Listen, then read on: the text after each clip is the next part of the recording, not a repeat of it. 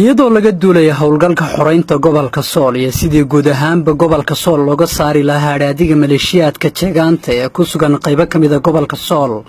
ayaa maanta waxaa lagu soo dhaweeyay degmada Buuro Wadal ee gobolka Sool ciidamadii ugu badnaa ee beesha cilmi naalay oo kamid ah beelaha dhulbaante kuwaas oo ka soo kici timay deegaano ka tirsan gobolka Sool ciidamadani oo ku gaashaama gaadiidka dagaalka iyo hubka noocyadiisa kala duwan ayaa waxaa ku soo dhaweeyay degmada Buuro Wadal ee gobolka Sool madax ka tirsan Puntland waxgarad aqoon-yahan iyo sidoo kale maamulka gobolka Sool munaasabad soo dhaweyn ah oo loo qabtay ciidamadani beesha cilmi naalay oo qayb ka noqon doona howlgalka xoreynta gobolka Sool ayaa waxaa hadallo ka soo jeediyay mas'uuliyiinta guddiga difaaca Puntland saraakiil ciidan iyo sidoo kale gudoomiyaha gobolka Sool Abukar Cabdiraxmaan Geele waxaana ugu horeynba goobtaasi ka hadlay Generaal Mubaarak Maxamed Warsame oo ah taliyaha ciidamadani ka socday beesha cilmi naalay Puntland ku wareejinayna gaadiid dagaal iyo ciidan ay leeyihiin beesha cilmi naalay kana soo biiray difaaca dalka horena ugu jiray guddiga difaaca ku wareejinayna gaadiidka dagaalka ciidanka oo beesha cilmi naalay sidoo kale waxa iyaguna goobtaasi ka hadlay wasiirada amniga warfaafinta iyo gudoomiyaha gobolka Sool iyo sidoo kale qaar kamid ah waxgaradkii goobtaasi ku sugnaa oo iyagu sheegay in beesha cilmi naalay ciidamadani ka socday ay soo dhaweynayaan isla markaasna ay heli doonaan xuquuq kasta oo ay ku yeelan doonaan dawladda Puntland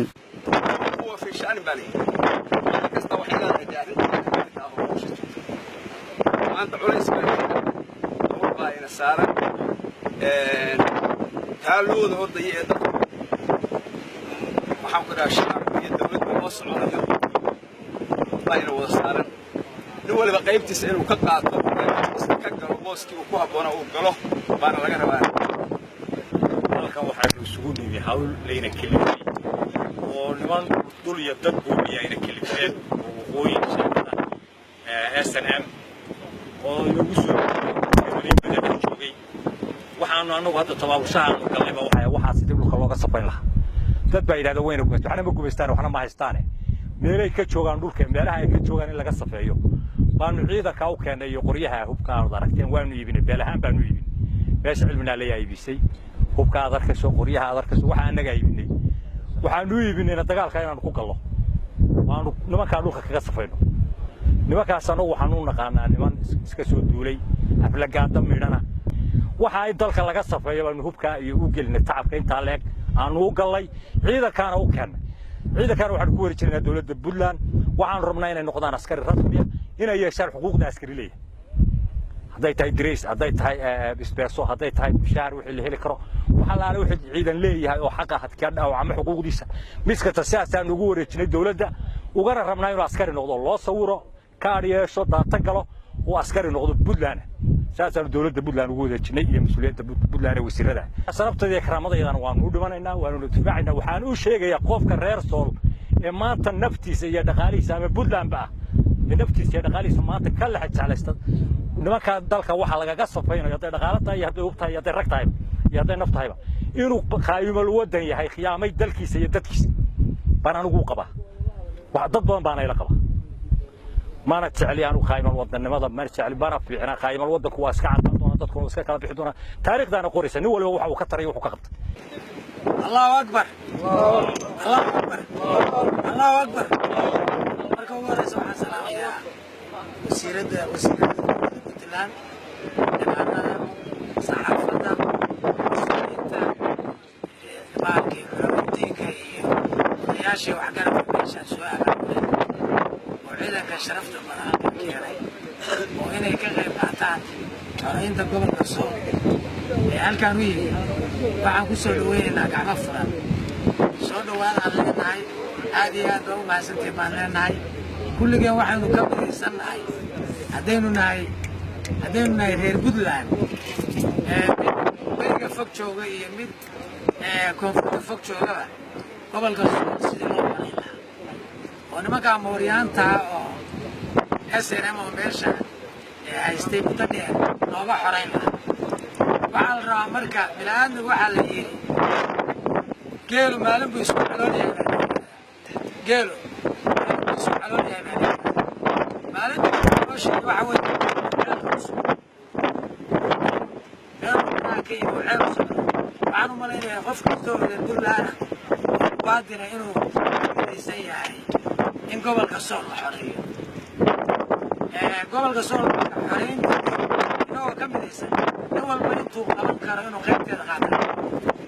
inta lagu jibaar maayo waxay qaban kareen inna lagu waxay qaban kareen cidana ka shaqeeyay oo hubka fiican oo yiri waxaan idinka qaadataa qodobka labaad maadaama culimadii iyo wareejiyeen maanta laga bilaabo xuquuqda ciidan Puntland leeyahay ayaa leeyahay qofka waxa weey waa la qoraya data la gelaya lambar isku yeelanaya raashinkiisa wixii xuquuqaad halkaas uga bilaabaya teesariisi uu qaadanaya qofku markuu dagaal geliyo ee dokumenti ku taliyayaasha culimada iyo ciidanka intaba waa salaamantiin maanta waxaanu halkan ku soo booqanay annagoo ah guddiga difaaca matalaynana dawladda Puntland in ciidankan sharafta leh oo halkan aanu ugu nimi aanu ku soo dhaweyno lana wareegno run ahaantii ujeedada aynu u nimi halka aynu u joogno waa ma aha waxaan ahayn inaynu la soo noqono Sool iyo Sanaag dhulka inaga maqan labada qabiil oo jeegaanta la baxay ay rabaan inay ku amarku taaglayaan dhulkaas inaga iska leh iyagu ma leh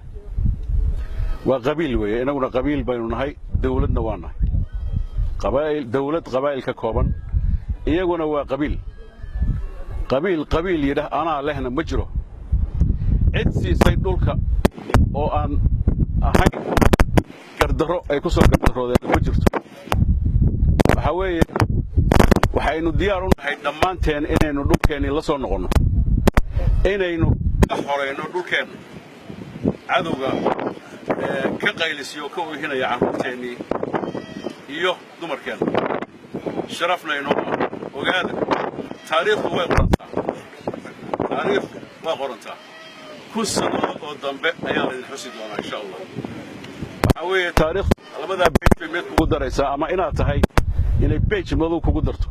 ama midkaa cad oo quruxda badan oo weligeedna lagugu xuso ay kugu darto ma nihin inagoo cid gardaran